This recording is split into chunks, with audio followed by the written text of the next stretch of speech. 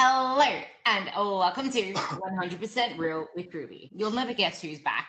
Back again. Thomas is back again. And this is one that has been spoken about way too often. I guess social media, once again, is to blame. They are preying on the vulnerable 35 plus year olds, 40 plus year olds, especially those closer to their 50s who feel like nothing is working for them, their body isn't changing, and they need this special protocol. Or on the other hand, they're these special snowflakes that need to be training in a certain way. And it's very easy to believe them when you feel like your body is breaking down on you. When you feel like cortisol is now the enemy because of your hormones and you need to train in a certain way or do things specifically to avoid more hormonal and metabolic chaos. Now, Tom and I both kind of come at this from the very same angle. One of the biggest reasons, I think, I'll let you suggest your biggest reason, and then what we think is the biggest missing piece. The biggest reason, I think, is because most women are doing way too much of the wrong things in their training, either not resting enough or they haven't learned how to build up they haven't built up a solid foundation to start with. They haven't learned the bracing. They haven't got the hip mobility to be doing certain exercises and haven't built up to that particular thing. So then they're put into compromised positions that lead to them feeling like their body is breaking down. So it's really easy to believe what people are saying. However, if you are on a smart program that takes into account your recovery, and recovery isn't just rest days from the gym. Recovery is your sleep, it's your stress management, it's the nutrition that you eat as well. And I don't know whether you see it, but I think a lot of women undereat their protein, and that has a lot to do with your ability to recover from the sessions, but also under eating your calories has a lot to do with your recovery from the sessions. And I would add on the last note, if you are training smart and if your stress is managed in your daily life, like a smart training program takes into consideration your ability to adapt to that training program. If you have a lot of life stress going on, then it will make sense that your training needs to suit that, because you're not going to be adapting at the same rate that, number one, someone younger would to start with. So then you need to be a lot more on top of these lifestyle things so that you can adapt from what is given upon you. And a lot of people think that they need a lot of shit to get the results they want. But I would argue that if you can learn how to get more out of less, you will get way more benefits from it. Take it away. 100%. I think there are two broad themes that you picked up on there that always pervade women's fitness, but especially seem to pervade women's fitness for those who are of like 35, 45, 50 and above. And this is, first off, that idea that you need way fewer calories than you actually need. Like I've worked with so many women of around that age who are like genuinely really afraid of eating more than like 1,500 calories. And it's because women of that age have been told that they need to diet, that they need to eat less, that they need to be smaller, many of them for like 5 decades now. And breaking that's really difficult. And I appreciate breaking that's really difficult because it's something that's been battered into you from every aspect of society, essentially forever. But you, whether you're man, woman, 12, 102, you're not unique. You don't break the laws of physics. Like if you want to do something, you need to provide your body a sufficient amount of energy to do that thing. And I often find that when women in, whether you're post-menopause, pre-menopause, or even perimenopause, if you can get comfortable eating a little bit more so that you're not always slightly in a calorie deficit, you'll be able to train way harder, you'll feel way better, and it just unlocks this ability for you to actually start feeling like you're thriving instead of just surviving driven and trying to be smaller. The other thing that I think you mentioned is probably the most important aspect of training for people generally, but also for people in this area. When we're lifting weights in the gym, the goal is to use every single set that we do to force our body into adaptation. And that means that those sets need to be really quite intense. Now, that intensity is a skill that you'll develop over time. You have to learn how to train hard. So the first time you come into the gym, you might find that you push yourself as hard as you possibly can, and that's class. But 6 months down the line, you will be able to push yourself harder than that. So there needs to be some amount of patience here. You can't expect yourself to be absolutely flying at the beginning. But what I often find is when we get to this idea of, well, like, weight training doesn't work for me, or I haven't noticed any benefit, people are doing way too much, but they're also simultaneously not doing enough, in that they will do 4 or 5 sets of 7 or 8 different exercises, but the intensity is really low. So you'll do the exercise, let's say you're on a chest press, and you'll go until you start feeling a burn in a muscle, then you'll stop. But you were 8 to 10 reps from failure there. And so you feel like you need to do 5, 6, 7 sets in order to feel like you've done some work, in order to feel like you've trained. And if you can get as much as possible out of 2 or 3 sets of 3 to 5 different exercises, not only will your sessions take way less time, which means you've got more time to do other things, you'll get significantly more benefit from that. And we know all the benefits of training for people in and around the menopause, Ruby. So take it away. What are the primary benefits that people should be expecting from training during the menopause? Something that you actually just said there, weight training doesn't work for me. What are you relating to works for you? Like, what are you looking for? What is your metric of progress? There is so much more to this than just the aesthetics of it, but the aesthetics of it are a byproduct of you putting in the work through menopause, through your aging. As you age, you're better able to tolerate all the other stresses that come on. Your ability to then muscle mass. What is muscle mass for? You can store a lot more glycogen. You can store a lot more carbs.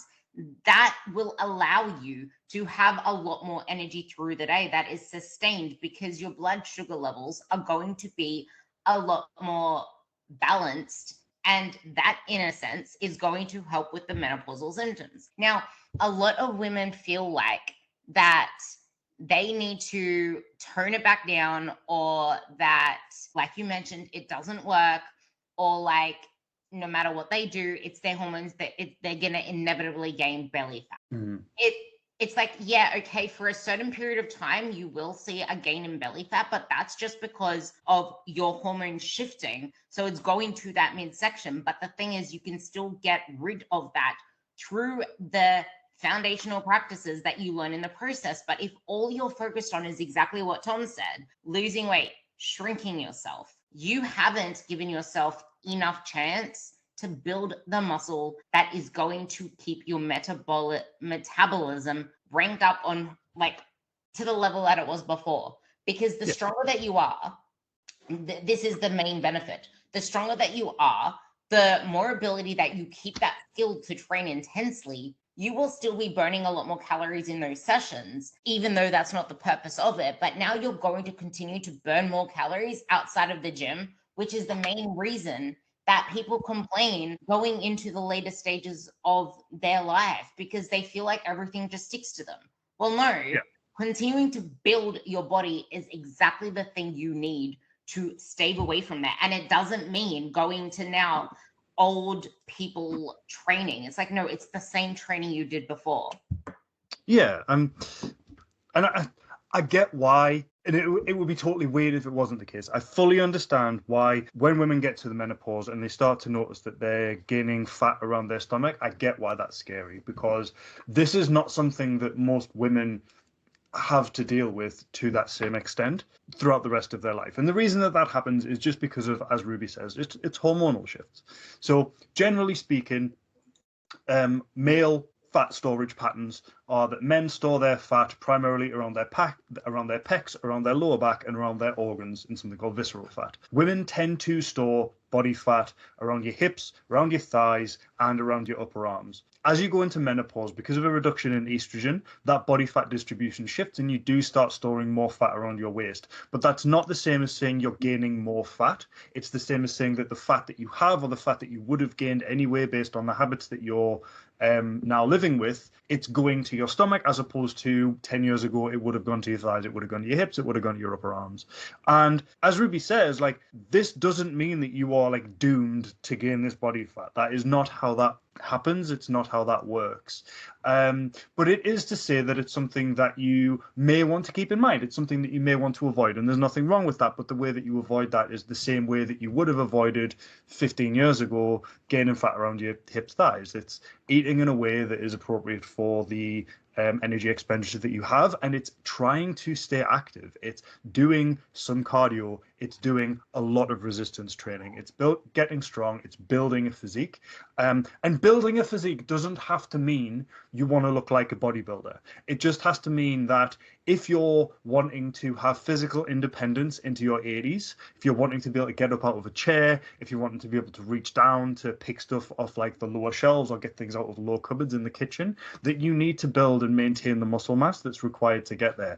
And along the way, what you'll find is that because you're building muscle, because you're exercising in a way that's appropriate, and because you're eating well, that sudden spare tire that people refer to, like, it's not going to manifest. It's not going to manifest in the same way as it otherwise would have done. Like, these things are propensities. They're not like inevitabilities. And I think a lot of the messaging around the menopause is really disempowering, because it kind of implies that you're just doomed to have this, and it's just not the case. There are so many common beliefs around aging and this, well, yeah, the training element, but this comes into it.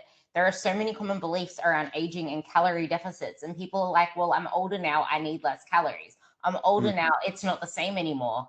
And it's like, well, yeah, you will need less calories if you continue on the same path that so many women have been bought into, because it's alluring. The fact that most of it's really sad that it's like, if you look around the gyms now, it's like a huge thing that people are wanting to build muscle. People are chasing strength. It's like a new thing now. But way back then, for the people, like the women in menopause now, was subject to the shit that was going on in the 1990s. And in the 1990s, it was all about thin and nothing to do with muscle.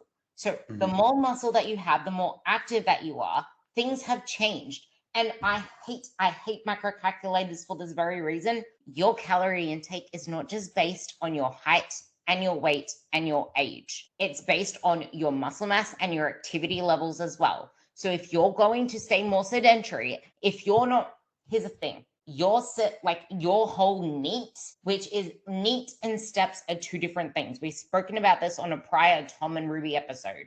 But your NEAT in general, how much you move, the amount of energy that you require to do the same amount of activity is going to go down the less muscle mass that you have, just for the sheer fact that it's muscle. The 60-year-olds of the 1990s moved like snails. You are not going to be a snail of the 1990s if you're someone who still prioritizes strength and muscle. Overall fitness is going to keep you young, it's going to keep you fit, and it's going to keep you firing up your metabolism. I have someone in her 50s who's eating around, here's one to add into this, because I guess we're just going to make this about the older population. And I hate saying older, because the older population is like the 90s now, because we're living longer. And that's the thing, like, do you want to live like a crippled, what are those bugs, like Christmas bug? Do you want to live like a crippled Christmas bug into your 90s if you can even make it through that long without breaking in half? Or do you want to make it through the rest of your life with vitality, with strength, with independence? Like, all of this Tom just said, but I'm reiterating it because this is like, nothing changes unless you make it change. And something that I found is that when women over 45 take a long break away from strength training, that's when the niggles show up. That's when the knees start to get niggly. That's when the hips start to have issues. That is how important strength training is. And Tom is also a very big fan of plyos for this very reason, because what fibers do we lose? Our type 1 muscle fibers. So it pays to do that. And I know that you actually wanted to bring in the myth of women need to do hits, and doing long form running duration is bad for your cortisol. Well, mate, if we stopped worrying about what our cortisol is going to do from the exercises that we do and start caring more about our stress management and our sleep and actually eating enough food and not shying away from carbs, like, that is the issue for cortisol. It is not the training. It is not the cardio. If anything, I would argue that HIIT is the worst thing for women over the age of 30, over the age of 40. Because number one, try doing HIIT properly. It's more like just random bursts of on and off stuff. And number two, you're better off just doing long form zone 2 duration, because that's the best form of cardio for the heart at its base level, and you recover easily from it. We were just talking about how hard it is already for you guys to recover. In menopause, it's even harder for you to recover because, you've got hormonal fuckery. You're not sleeping as well because you have night flashes. You have night sweats, I was supposed to say. All of this thing accumulates into the experience that you're having. Yeah, and like the idea that women have to do HIIT training and you can't do zone 2 training, it just pisses me off. And it pisses me off for a couple different reasons. The first one is, right, I've got a paper here, The Effective Aerobic Training on Menopausal Symptoms, by Jana Moilanen and colleagues back in 2012. But in sedentary women, aerobic training for 6 months decreases the typical menopausal symptoms, especially night sweats, mood swings, and irritability. Then you've got the paper here. Exercise training improves mitochondrial respiration, is associated with altered intramuscular phospholipid signature in women with obesity. I'm not going to read that paper. You can kind of tell from the vibe of the title. Basically, we have this huge body of literature which shows that whether you're premenopausal or perimenopausal, if you're not doing anything, if you start doing aerobic exercise, your symptoms improve if you're menopausal, and your overall health and the way that your body works improves if you're not menopausal. And so while we might be able to say that if you are a woman, if you were to focus instead on doing some resistance training, then that would be better. And I would agree with that idea. The constant fear-mongering to try and get people to stop doing zone 2 exercise, it's just scaremongering to sell books. And it's not evidence-based, because we have a vast body of literature which shows that there are some benefits to this. And we need to place this in the context of the fact that most adults don't exercise. So if for you, going to the gym and going on the treadmill or going on a bike or going on a cross trainer or a stair mill or whatever is a less scary concept when you first start exercising than going into the weights room and doing lifting, you would be infinitely better off if you went and did that cardio exercise, rather than thinking, oh, well, cardio exercise is bad for women. I have to do HIIT training and weights. I don't want to do that, so I'm not going to fucking do anything. I think it's way too hardline, and I think it's massively counterproductive. I would agree that women will be better off doing lifting weights rather than just doing cardio. But if you just do cardio, you'll be way better than if you're not doing anything. And I think there are too many people in this industry that want to create this massive barrier to entry just because, well, they have the secret and they want to sell books. And if you buy their special protocol, you'll be better because you're a woman. I hate the phrase, women are not just little men, because it's true. Women are not just little men, but women are also not Martians. Like, let's not pretend that we work that dramatically differently. Like, there are some fundamental principles that exist, and one of them is that cardio training is really good for you. Yeah, I will kind of add it's not really going against what you said, but I would still add this little counter argument for you guys to realize, if you just do cardio, you need to be okay with the trade-offs, such as a shrinking metabolism, looking softer, maybe actually getting... I don't agree. Like, look at any high-level female marathon runner. Do they look softer? Do they have a shrinking... No. What we're talking about here is doing excessive cardiovascular activity and not eating enough. Yeah, it's if you're going to eat 700, if you eat 700 calories and do 2 hours of training every day, I don't give a shit whether you're doing aerobic training or whether you're in the gym. Like, if you're lifting weights for 2 hours every day and eating 700 calories, you're going to end up with a shrinking metabolism. You're going to end up looking softer. You're going to end up feeling like shit. If you are someone that wants to push your cardio, just do that. It's fine. You'd be better off. Make sure you're eating enough protein. Make sure you're eating enough calories. like, there's nothing wrong with that.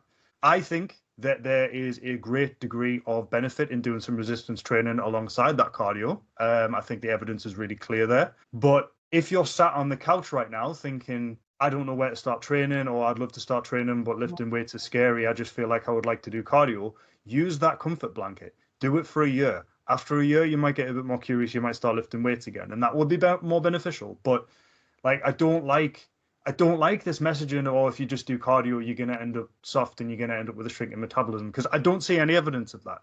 All I see is there are lots of people who do, like, they do running clubs, they train for marathons, they train for ultra endurance events, and they're way healthier than people on the couch. And I just think that I don't think it's good messaging. Like, as I say, would there be benefit to doing resistance training as well? Yeah, for a ton of different reasons. But if you're sat there thinking, well, I'm not going to do that, you'd still benefit from running. Yeah, I will actually add on running in itself, because you are bearing your body weight on the pavement as you run. That is still maintaining some form of muscle, but you cannot expect to be building muscle sufficient for age, like for the aging, for that independence, for the strength that we were just talking about prior, if you're not going to do the strength training. But if you are in a period of your life where your symptoms are unbearable for going into the gym and lifting some weights, get in the cardio, because that is where your greatest, even though I said shrinking metabolism, well, I mean, you will have a shrinking metabolic engine,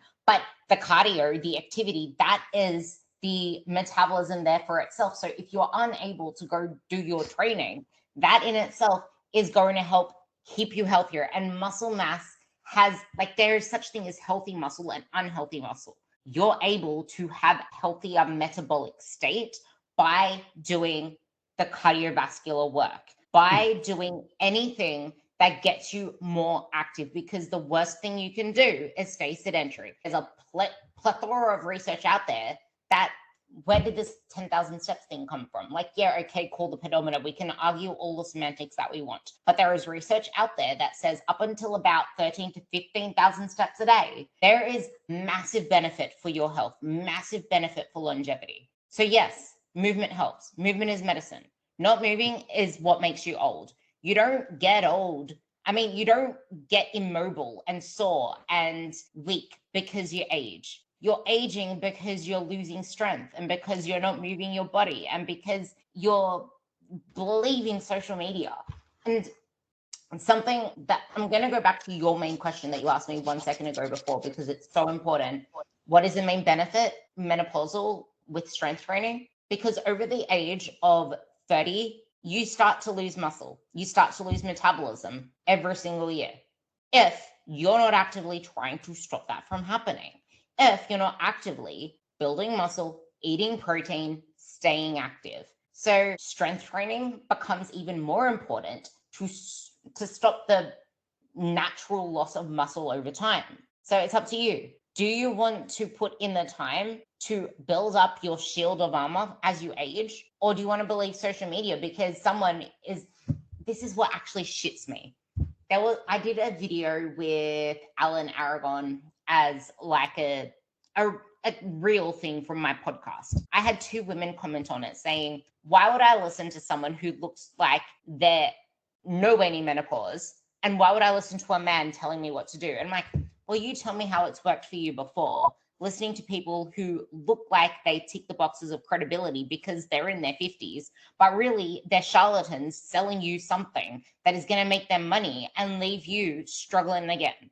And I had a couple of people message me saying, you're actually really correct. I only had probably 3 people comment that, and 2 of them messaged me saying, actually, yeah, you're right about that. Yeah, I get it though. Like, I was saying this to someone yesterday. Like, the menopause is scary as hell. Like, I don't think anyone would like disagree with that. Like, your body fundamentally is changing whether you want it to or not, and that comes along with a ton of symptoms, like the hot flashes, the brain fog, the lack of sleep, like all of this loss of energy, the loss of motivation, dips in mood. Like, it's really difficult. And then if you find someone who gives you an answer to that, even if it's a bullshit answer, if that answer answers some questions and it ties things up in a box and it gives you a sense of comfort because you understand it, I absolutely appreciate defending that. And I 100% accept that there'll be people listening to this podcast who, because I'm a guy, if I've challenged something, you'd be like, go fuck yourself. Like, I've got this thing, and what the fuck do you know? You're a bloke. And you know what? Fine. Like, that's all right. Like, if you want to dismiss what I'm saying because I'm a guy, that's fine. It's kind of why I'm trying to bring research in. I've got a few more papers that I want to talk about. But the ultimate message that I think that women in and around menopausal age need to hear, and this is true no matter who's telling you, is that the menopause is gonna happen. You can manage your symptoms without doing anything weird or particularly expensive, and you can thrive past this point. Like, your life isn't over, your life isn't finished. And while things might be different, you don't have to radically change what you're doing. You don't have to buy certain supplements. You don't have to do special like hormone regulation protocols. What all of the evidence suggests is that you need to keep eating well. You need to avoid radically undereating as well as avoid radically overeating. And you need to stay active and lift weights. And if you can do that, while it will be more difficult during menopause, you have to accept that your energy levels will be up and down. You have to accept that your mood will be up and down. There'll be some weeks that you just can't be bothered with it. But over the few years that menopause is happening, and especially post-menopause, if you can do what you can, you'll be in a better position than you otherwise would be. And most other things is a sales pitch. Something you just said there. I am a guy. I will have people come at me by some things I counter argued. So that's why I have a lot of research open. Isn't it a sad case that people who have the credibility and have the knowledge base to speak on such topics in a way that's going to help you become your best version of yourself need to go to these extreme lengths to prove themselves worthy of it? But charlatans out there, just because they're of the age group, can easily just swipe past. Like, it's ridiculous that that's the case. Like, but I think but that's always the case. It's the case in every realm. If you get someone who knows an awful lot about building muscle, but they don't have a lot of muscle, then they need to back themselves up a lot more than the big guy in the gym who's just been on steroids for 20 years. Like, it's just how brains work. Like, we have a lot of heuristics, we have a lot of shortcuts, and we have a lot of cognitive biases that predispose us in certain directions. Like, it's the way it is. I think as a person who tries to do information on the internet, you just kind of have to accept it. So there are three studies that I always come back to when it comes to the menopause. There are three primary things that I think construct a broad argument. The first one is this paper called Daily Energy Expenditure Through the Human Life Course by Ponser and colleagues. What they found is that your metabolic rate, so the number of calories that you burn per day at rest, is pretty much reflective of the amount of lean body mass that you have between the ages of 20 and 60, whether you're a man or a woman. So what that means is that as you go through the menopause, which will be for some women in their 20s, some women in their 30s, but it's usually like 40s and 50s, as you go through the menopause, your metabolic rate does not decrease unless you lose muscle mass during that time. Now, you are predisposed to losing muscle mass during that time because of a reduction in estrogen, but that is counteracted when you lift weights. You can protect your muscle mass by lifting weights. You can protect your muscle mass by eating protein. When people say that women during the menopause lose muscle mass, they're talking about, on average, sedentary women in research. Because if you measure sedentary men and sedentary women will lose muscle mass more quickly. If you'd look at trained populations, training populations, that is not the case. So if you're lifting weights, ideally pre-menopause, but during the menopause, you'll protect your muscle mass, which will keep your metabolic rate nice and high. And then from that point on, of course, the rest is down to activity. So yeah, what they found was that fat-free mass adjusted expenditure, so how much lean body mass you've got, like how much muscle functionally, is really, really fast when you're a baby growing up to an adult, because of course it is, you're going through development, and then it stays stagnant as you're an adult, and then it starts dipping off after your 60s. And again, a lot of that was to do with metabolic efficiency, which is what Ruby was talking about earlier. That can be counteracted by exercise. So first part of the argument, if you exercise, if you maintain muscle mass, your metabolic rate won't go down during the menopause. The next argument that I put forward is the efficacy of strength training for reducing the symptoms of menopause, a systematic review by Capel Alcaraz and colleagues, published in 2023.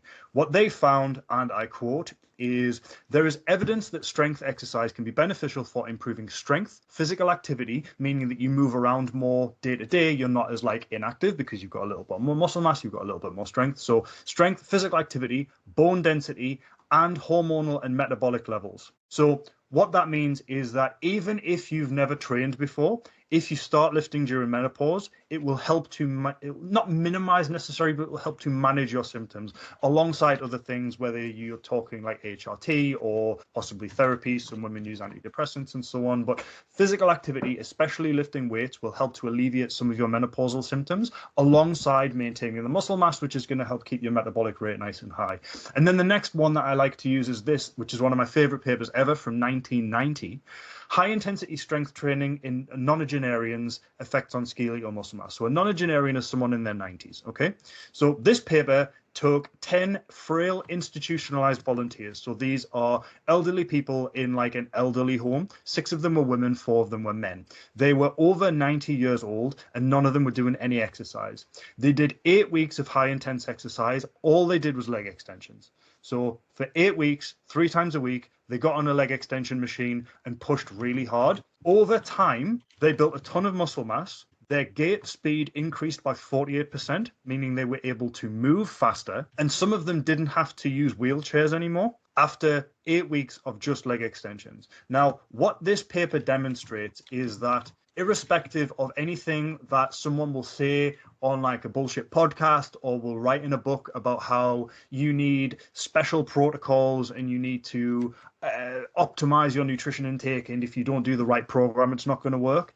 Even just doing leg extensions when you're 90, having never trained before, is good for you to the point that it will help improve your mobility, it will help build muscle mass in that localized area, and it will improve your quality of life.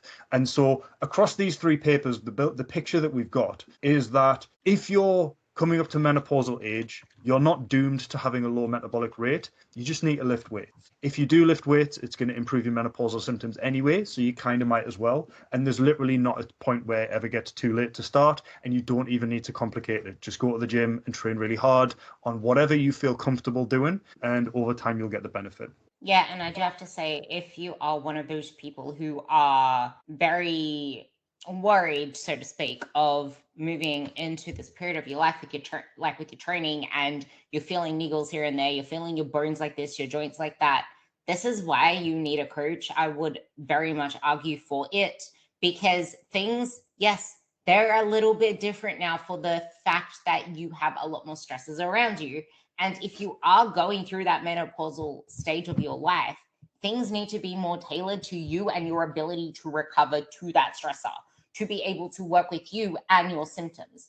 And like the whole plyometrics thing that you mentioned as well, that I mentioned that you like as well, those kind of not factors, what do you call them? Those elements that you can put into a program to help enhance your experience are going to benefit you long term. And this is also something you mentioned before, actually the leg extensions thing. If you look at the typical 60-year-old of the 1990s, not 60-year-old, 60-year-old in the 1990s, the shape they used to resemble is there was like this huge upper body, tiny little legs, tiny arms, sometimes tiny arms, but mostly tiny legs. That, if you can imagine that kind of like toppling over effect, that isn't something that's going to sustain you long term. Like, you're going to fall, you're going to hurt yourself, you're going to be imbalanced, you're going to have postural issues. But if you're building your legs up, and women are most afraid of their legs feeling bulky, you're not going to be afraid of that when you age and you realize that you have muscle mass that supports you going up steps, that supports you moving around, where you can burn so many more calories because, hello, like Tom said, you have the muscle mass to move around, and muscle mass demands energy. Your body is going to supply to meet its demand. You know, economics, come on. There's more demand, then there's going to have to be some form of giving more supply. But I really wanted to touch on the hormonal benefits of this because you mentioned estrogen, and that's what I wanted to go to. Estrogen is essential for heart health, it's essential for brain health, and it's essential for bone health. You also mentioned brain fog. Brain fog, brain health, bone health, heart health, estrogen. Guess what helps with all of that? There is this little magical molecule called BDNF. There are other magic molecules called myokines. Guess where they stem from? BDNF stems from aerobic exercise, aka doing the cardio, as well as strength training. And myokines come from healthy skeletal muscle, aka the muscles that you are wanting to shape up and have look all nice and feminine. Like, most of you want to freaking look good. Like, let's just say it. You're not going to get there if you're not going to be putting in the work to be building those muscles. And as we started the conversation off, you need to train hard. And it is hard to train hard if you are scared of injury because your program isn't number one designed for you. But also if you're doing way too much work, not eating enough food or protein to recover from it, or believe that you need to train 6 to 7 days a week to see results because the more exercise you do, the more calories you burn, which no. And the more training you do, the more, like, I had someone come to me a while ago when I wrote a program, and she admitted to me that she was adding things on at the end of every single session. I'm like, why? Oh, because I get it done in 30 minutes. How are you getting that done in 30 minutes? Like, that you need to be treating those sets like actual take them to failure working sets. This is something that I still have not. Yeah, I'm going to let you say your spiel, but go. And that's hard to do. It's hard to learn. I appreciate that. Like, I don't think that if you're listening to this and you've only been lifting weights for a couple of weeks and you're like, oh, I think I trained really hard, but I'm not sure if I pushed to failure. Maybe not. It's something that you will learn to do. It's something that you get better at. I mean, Ruby, do you have a strategy for helping people learn what failure feels like? I like to say, I have two strategies, Lee. I like to say this is going to touch into that 12 to 15 reps. A lot of people don't treat 12 to 15 reps the way they should. They see 12 to 15 reps a lightweight. No, 12 to 15 reps is probably the most grueling thing you'll have to do because that means you'll be doing a lot more reps that are taking you to a failure point. And that is grueling and exhausting. And if you're not doing that because you don't know how to take yourself to that level, one thing you can do is, I have two strategies. The first one is on the last set, do an AMRAP of that weight. See what you can handle. See how many reps you get. Or alternatively, on the last set, increase the weight and see how many reps you get.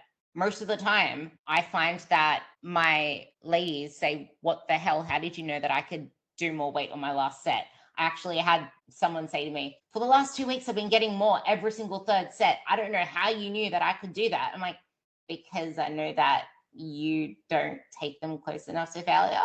And if you're able to do that, then we have to talk about warm-up sets. And I would be addressing your warm-up sets, making sure you're doing those. Those are my three strategies. The warm-up sets are bonus. What about you? Yeah, I really like the AMRAP idea. So what I'll usually do is, if you've never pushed to failure, I would get you on. It's usually a chest press that I use, but you need to find a machine that's like safe for you to fail on. And I want you to do your usual set of like 6 to 10 and record the weight and record the reps that you do. And then I want you to lock in. So get your headphones on, put on some highly motivational music that you enjoy. And I want you to take that exercise to absolute positive failure. So absolute positive failure is the point where you are pushing as hard as you can and the weight will not move. So I don't mean you're pushing as hard as you can and it moves really slowly. I don't mean that you're pushing as hard as you can and your chest is burning an awful lot. I mean that you physically can't lift it anymore, as if someone's like tripled the weight and you're trying to like push a car. Now, it might take you a couple of goes to get yourself to that point, because there is a degree of tolerating discomfort that you have to kind of get through. There's a degree of that you have to learn. But invariably, in my experience, someone that I'm working with who has been training hard, and I don't think you're lying, like I think you have been training hard. I just think your perception of training hard is different. Oftentimes I'll see them get 20 odd reps. And like, The first time that you push yourself to absolute positive failure, you'll be like, oh, okay. And I'm not saying that one set will teach you anything, because it won't. But if you repeat that AMRAP every single week and you start to learn, right, this is what it feels like to really push myself, when you then take that to a pull down, or when you take it to a dumbbell press, or when you take it to some lateral raises or a leg press, you'll start thinking, right, where is my intensity at? And what you'll often find is that previously, when you were doing 4 sets of 8 to 15 on 7 different exercises, like 2 sets of 4 exercises becomes a session. Like, it's enough. And I'm not saying every set has to be to absolute failure. In fact, I think most sets shouldn't be. But I think it's useful for you to calibrate how hard you're training, because you should be stopping 1, maybe 2 reps short of that failure point. And it's useful to calibrate where it is semi-frequently. So I just like to include an AMRAP at least once per block. Yeah. One thing I will say to the failure part is a lot of people don't actually understand what failure means, where what Tom is describing is a failure that I love. As soon as he said, the way to know that you're pushing to failure is to do it, I was going to say, you mean to chuck a Ruby? Yeah, that would probably do the job. But honestly, if you see it as form failure, I would say take every single set to form failure, because form failure doesn't technically mean the muscle in itself is failing. It means that you cannot get proper form for that last rep. But if you want to learn, I was going to say, that's why I would always recommend that you do that failure test on something where you don't have to worry about form. So use a chest press, use like a bicep curl machine, use something where you're locked into a very good position, and so you can't really have technical breakdown, and it has to be just like muscular breakdown. I love the fact that you added that in, because that actually adds to the next point, like really adds to the next point. I'm going to reiterate that part. Form failure, do it every single set, because that shows you that you are pushing hard enough and getting effective reps. Now, doing what Tom said on that very thing, something else that I love to challenge. So this is the 4th thing. I want you to aim for an 8-second rep, an 8-second rep. Make that last rep 8 seconds. So it's not just like, I can't get it. No, it's, I want to see you grind for 8 seconds. Show me that you can't do it. Show me that you can't do it. And this is where it comes down to what I mentioned before. This is why a lot of women feel like it doesn't work, or that they need to change their training up. It's because you've never been taught how to do it properly. You've never been taught how to brace. You've never been taught how to use your whole body in like every movement. You should be using your upper body in most lower body movements. Nearly every single lower body movement. In a leg press, I'm locking in. I use straps. I'm getting tight in that leg press. When I'm doing my squats, actually, definitely when you're doing your squats, you can't squat without your upper body being there. Like, you need to learn how to engage your whole body, how to engage your core, because it's only then that you can keep adding the reps and have continual progress in a way that you're going to see change. And then you can effectively push yourself to failure without worrying about the niggles. And if someone does have niggles, how do you usually portray that? Because I want you to...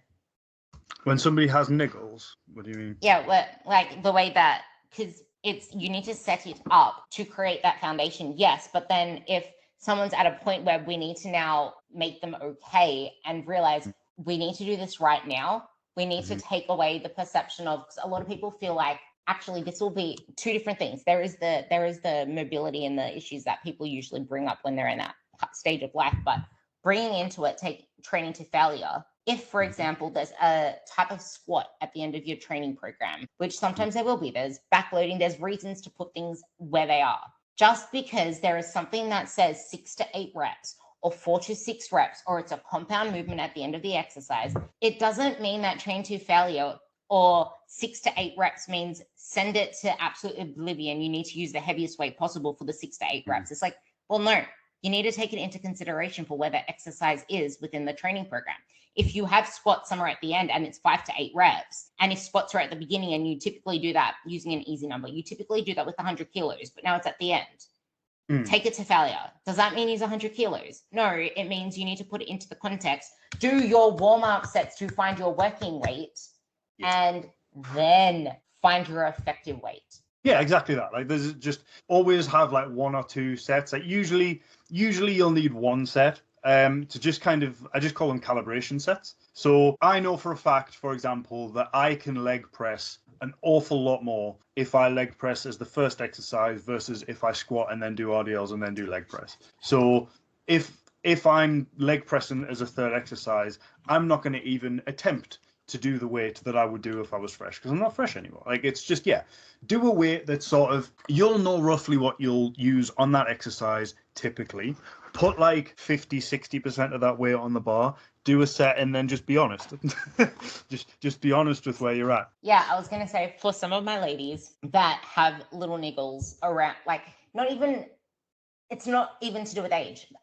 Most women have some form of knee issue.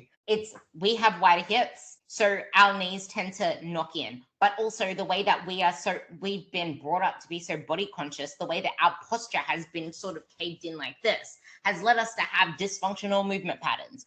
Or cardio was the thing without doing any base of strength work. So we just ended up with bonged up knees, all kinds of different reasons. But the point being, if I know that I don't want you to be loading an exercise that heavy because I don't want it to cause an issue, I'm putting that exercise at the end. I have quite a few ladies that have squats at the very end of their workout because I want to limit the weight that they are using for that exercise, but it still be effective to a point of failing it, just with a much lighter load. And same with the 6 to 8 reps. I might say, okay, I want a 3-second pause at the bottom to naturally have the load reduce, so that you're not getting this massive tax of a huge weight on you, but it is still having an effective training effect. Yeah. What would you do about that moment? Like, if someone does have a lot of the niggles? Yeah, so typically if I've got someone who's got a niggle on a certain movement, the way that you do it works just fine. I would typically do it very differently. I would generally have that movement like first or second in the session. And I would leave the loading parameters entirely down to the client. So let's say I've got the typical one, someone's got lower back pain. And it's going to be a lower body-ish session. We'll start off with a movement that allows them to explore the range that is really uncomfortable. So it might be like a seated good morning, or it might be some kind of like 45-degree back extension. And you would just do that movement just to the point where it starts to get a little bit uncomfortable. That's your range of motion, and you're going to do some reps. I don't care how many you do. The important thing is you almost think of it kind of like a stretch, that we're just taking just to that point of discomfort and then moving away. And we're just doing what I refer to as nudging into the pain. Then I would put the movement in that pisses their back off. So a squat, a deadlift, something like that. And again, we will be doing like 4 or 5 sets of 4 to 6 reps. And I want you to lift a weight that you feel comfortable lifting. We're going to stay well away from failure. The purpose of this isn't to build muscle. The purpose of this is to build confidence, and it's to build a bodily tolerance to the positions that are currently painful. So for me, for example, about 6 months ago, I tore my glute. I went from doing deadlifts of like sets of 4 to 6 with 220 kilos to I did about 3 weeks where I didn't lift anything over 50 kilos. But I was lifting slowly with control through the full range of motion in a way that was like uncomfortable, but I was teaching my body that these positions are okay. After those first 2 movements, I would then just like go ham on like leg presses, leg extensions, hamstring curls. If the lunge is comfortable, do something like a lunge. So the first 2 movements are like rehabby, and then we would find ways of training the target muscles that don't hurt, and then just go hella heavy on those. And that's typically the way that I would approach like a rehabilitation for a niggle. Yeah, I would love to be able to give I'm going to go back to the knee pain. I'd love to give, because I typically get a lot of people with knee pain, I love to give exercises that we can really use for them to send it without it causing pain, which tends to be a lot of hinge movements, a lot of hamstring movements, which in effect are going to help improve your knee issues, because most people have very underdeveloped hamstrings because no one knows how to hinge properly. No one knows how to leg curl properly. And we just focus either so much on our glutes, or we don't want our legs to get bulky, or we just simply don't. Well, it's not that we don't know how to train. There's only really 2 effective things that you can do for your hamstrings, and that's leg curls and hinges. And if you're someone who gets bored of the same shit on repeat, you're not going to be doing the very things that you need to do to grow your hamstrings. So there's that. But the way that I typically like to do it is something that I love doing is doing a lot of, I can't use that term, side to side movement. I was going to say frontal plane, but I like bringing in some side to side movement to open up the hips and to get you into a position where then I can put you into, for example, a leg press without you feeling all jammed up and it being an issue. I'll get you to do some hamstring exercises before you do your knee focused body type of patterns, because then you have a fuller muscle belly behind the knee, which is going to be a buffer. Like, there are all these different things, which brings me back to the whole point. Get a coach if you're having issues with this stuff, because it will solve a lot of issues and you can relearn how to brace again, kind of like how I'm having to relearn how to brace again as well now. Like, just because you nailed something once doesn't mean you're immune forever. Sometimes you need to relearn it in a different way. Yeah, we all build bad habits. Yeah, so I think that actually what you just said, I'm going to quickly reiterate that part. The longer that you spend time doing things a certain way, which is wrong, the more you're going to re-ingrain, you know what I mean, ingrain a faulty movement pattern. And the longer that you've been doing a faulty movement pattern, the harder it is for you to relearn it a different way. And if you're going to approach muscle building or training the same way that you approach chasing the scale down and losing fat, you are not going to see any success. You can't rush either of them. And the more that you keep trying to rush the process, the harder you're going to make it for yourself, because there isn't a big enough runway for you to create the progress that you want. Big runways, big planes, big destinations, big awesomeness, and you get some carbs on deck. What do you have to say to sum that up? I think that's it, to be honest. I think it's just trying to start where you're at is always the best strategy, whether you're premenopausal, postmenopausal, or whether you're an 18-year-old dude. You need to learn how to push yourself in a way that's tolerable. But the faster you can do that, and the faster you can learn how to push hard, and the faster you can learn that fueling yourself is always, and so that you can thrive, is always going to be more beneficial than dieting. As soon as you work those things out, I think you become immune to a lot of the bullshit that you'll read on the internet, because you're already doing the basics that work. And I feel like a lot of the time, the draw towards hormone balance and all of the really like complicated strategies that people will talk about, these things are appealing because you haven't found anything that works yet. But a lot of the time, what I find is that the reason that you haven't found anything that works yet is because you've bypassed the basics.